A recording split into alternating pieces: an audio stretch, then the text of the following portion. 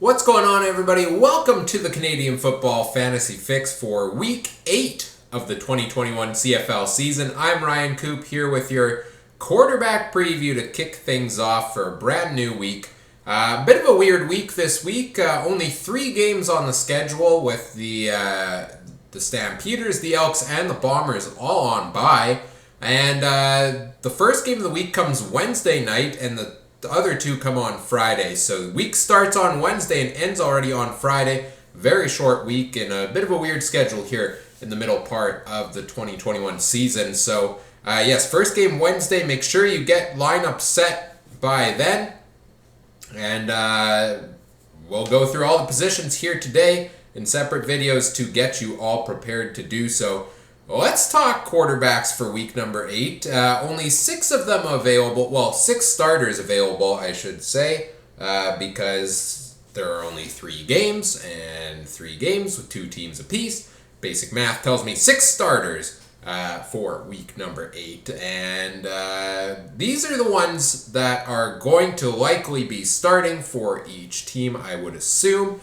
It's still early in the week, so we don't know for sure what happens later on, but I would presume here are your starters for this week. There's, as usual, a few I like, a few in the yellow light category, and a few that I'm staying away from. And, well, you can see from the color-coded board here on the screen, I like the value plays, I'm cautious on the middle values, and I'm staying away from the high-priced quarterbacks for this week. And that's really my strategy for most weeks. So often the quarterbacks don't put you up the point total you need, because you see some of these guys at $11,000 needing basically 30-point weeks for you. And how often during the year do we really see a 30-point week? Not too often. So I like the potential of a cheaper quarterback more often than not. And the 2 I like this week come in Ottawa quarterback Dominic Davis. Let's start there. $6,861. In 2 games, he's averaged 21.4 points.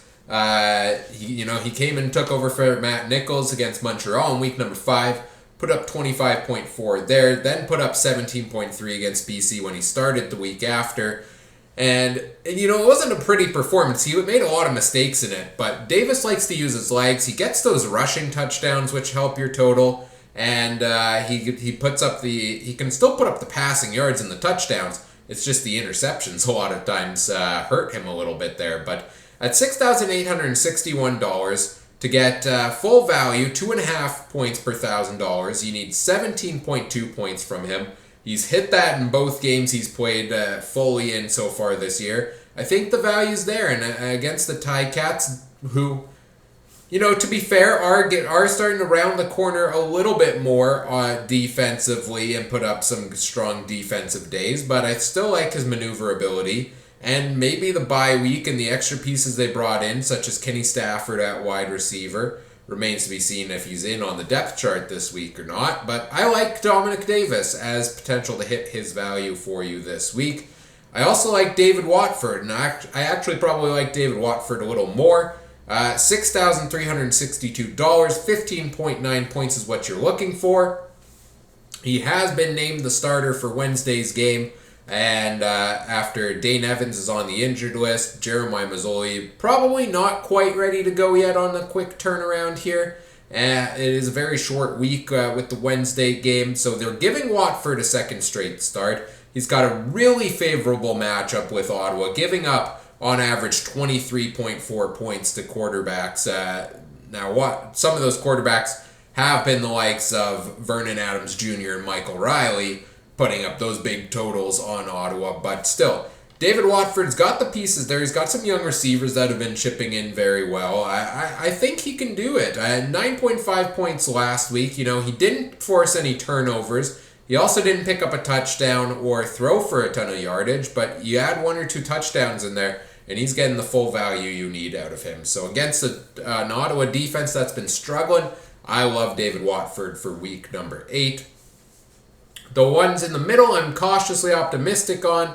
Michael Riley has been fantastic for most of this year. I mean, in his last 3 games, he's put up 24 points, 29.5, and 23.6. So I am high on Michael Riley. The only reason I'm not in the green light on him is the price point. It's now risen to 11,824, so you need 29.6 points out of him. That's tough to hit, even for the best of quarterbacks. I really do like Riley as an option. The Riders have given up a lot of points to quarterbacks so far this year, although that's padded a little bit because of all of the QB sneaks by Sean McGuire in those 2 games against them. But he's averaging 20.3 on the year. He's got one of the best averages out of any quarterback who's played a solid number of games. I like Riley. I think he can get you a high point total. I think he can for sure get you, that 24-point week that would put you at least 2 points per $1,000. I'm just not so sure he hits 30. And especially the Riders should get some pieces back. It looked like Ed Gainey was starting to practice. That might help bolster the secondary a little bit there. So I think a solid day for Riley incoming, but I'm a little cautious on the 30-point mark for him. Nick Arbuckle, same thing for him, $10,020. You need 25.1. He's averaging 16.8 this year, so he's quite a ways short of that, which is why I put him in the cautious category. He hasn't had, monster games. He had that 23-point game against the Bombers in his first start. Then he had 8.8, 16.3, and 18.9 in his last 3 weeks. So it's steadily getting it together. The reason I do like him this week is Toronto is an up and down team, and if the track record stands, that means this is an up week for them after a bit of a down game against Saskatchewan. And he still threw for 300 yards and had a nice day in that game, and I think he's starting to rounded the corner a little bit there in Toronto, get more chemistry with his receivers there. He faces a Montreal team that's given up 18.8 to quarterbacks. Michael Riley had the big day against them last week. Heck, even Dominic Davis a couple weeks ago against the Alouettes had a good day. So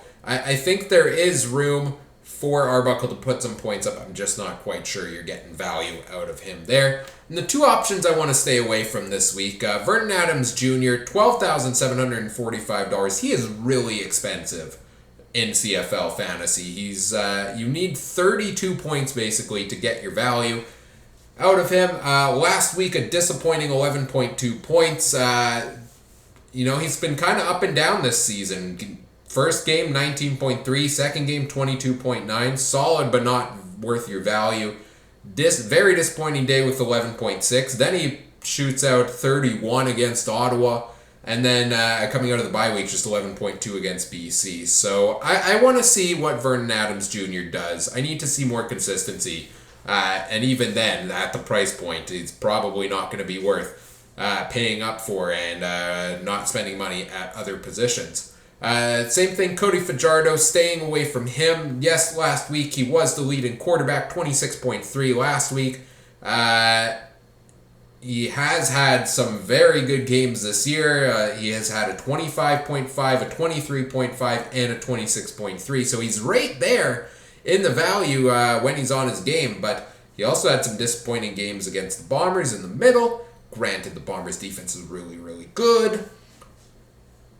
But BC's defense is also really good. 11.9 points against per game from quarterbacks. It's just above the Bombers for best in the league. Look, teams don't score a ton against the Lions this year. And I know Fajardo had a huge game against them in week number 1 with that first half where they jumped out to a 31-0 lead. But this is a whole different Lions team since then that is looking much better. So I'm not convinced Fajardo necessarily puts up the total you're looking for against the Lions this week. So those are your options at quarterback. Again, only 3 games, so your options are limited. Stay tuned for the depth charts as well. Make sure any of these guys are playing. But I like the cheaper options in David Watford, Dominic Davis. I'm in the middle on Michael Riley and Nick Arbuckle and staying away at the high-priced Vernon Adams Jr. and Cody Fajardo this week. That does it for your Week 8 quarterback preview. Stay tuned later today. I'll have running back, wide receiver, and defense as well. And on Wednesday, I'll have your depth chart update for that Hamilton-Ottawa game to make sure you have the right guys in the lineup for that. As always, do all the YouTube things. Like, comment, subscribe. Let me know what you liked, what you didn't. If you have any fantasy questions, put them in the comments section or tweet them at me at CooperTrooper42. That starts with a K. Link to that's in the description. Also in the description, if you're interested in playing CFL Fantasy alongside myself and other viewers, there is a link to the Canadian Football Fantasy Fix League over on the official CFL Fantasy site. So play alongside myself and others week 8 and every week throughout the season. As always, thanks for watching. Take care. Have a good one. Bye.